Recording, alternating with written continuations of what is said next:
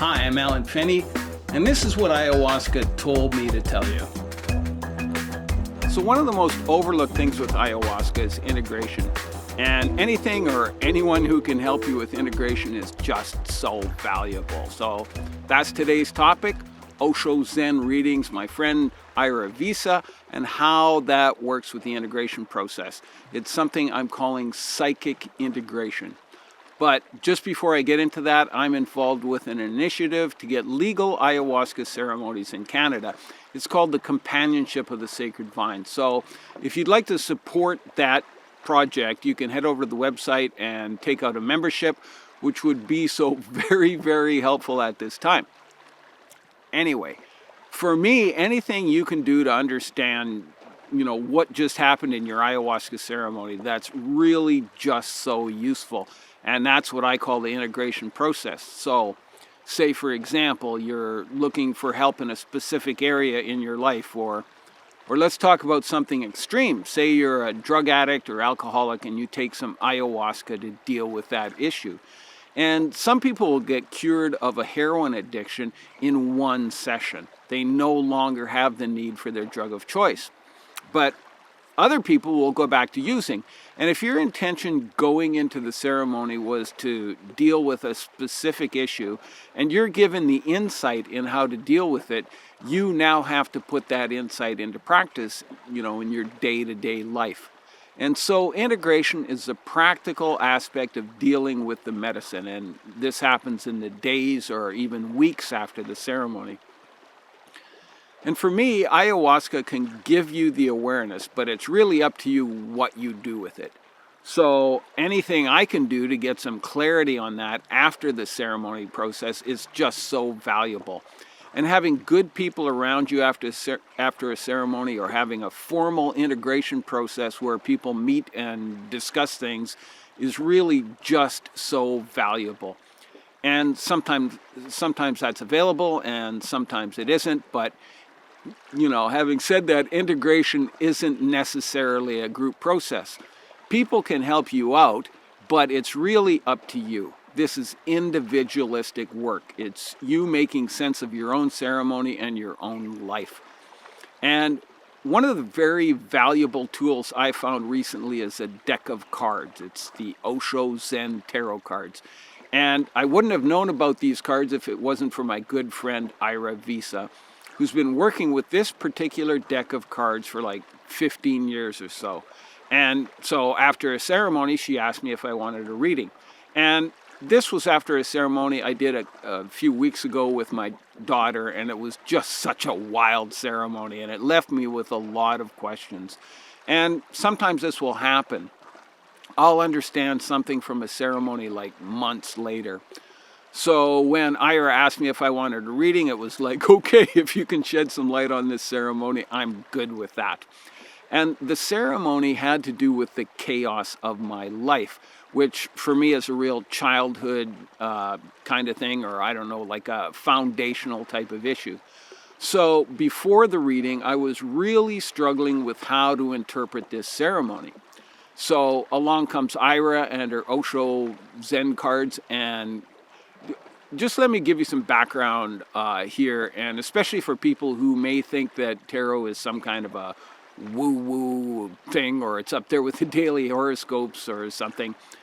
When I first got introduced to tarot cards, it was at a friend's place, and this was after an ayahuasca ceremony.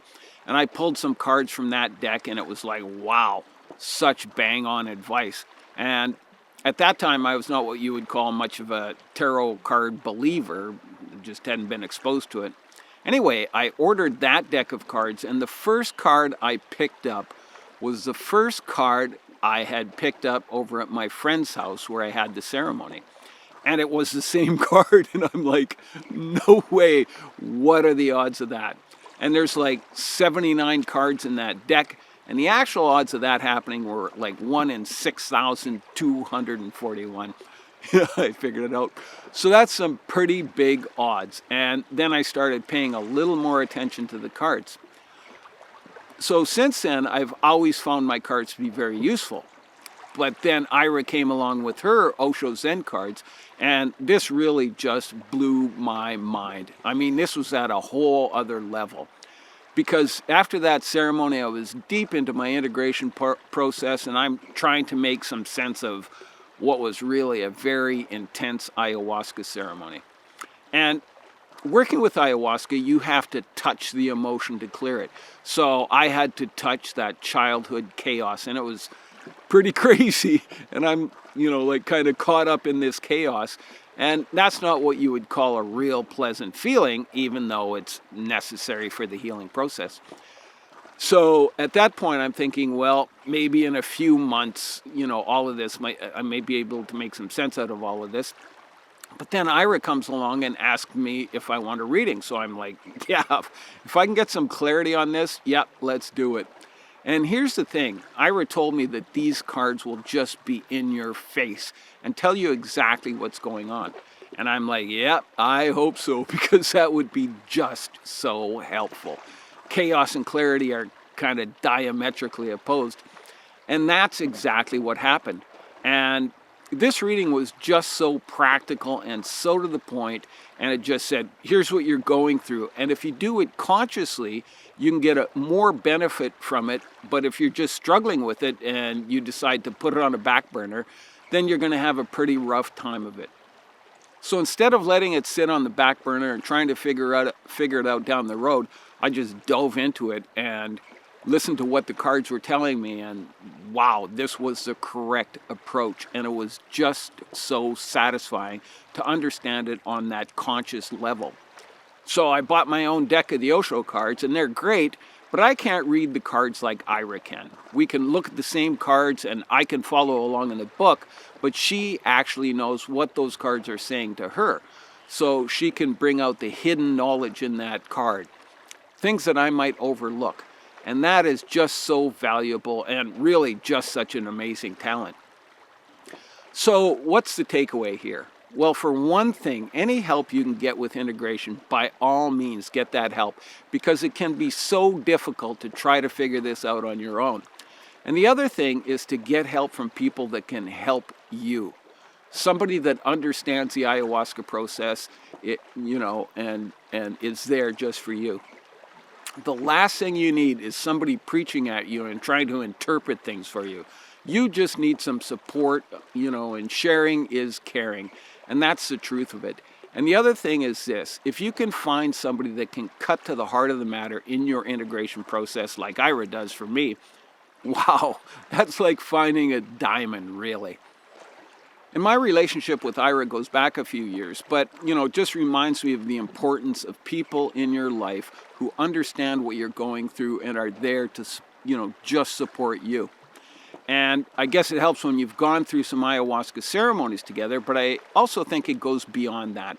Whether that person has done ayahuasca or not, you need somebody that you can have a heart-to-heart chat with, where you can speak freely and honestly and openly. And that's just such a blessing if you can find somebody like that. And I'd just like to remind you about the companionship of the Sacred Vine and how incredibly helpful it would be if you took out a membership. So if you'd like to support that project, you can head over to that website and check that out. We're just going to put in our first exemption application to Health Canada, and having members right now is just so important. I'm Alan Finney, and this is what ayahuasca told me to tell you.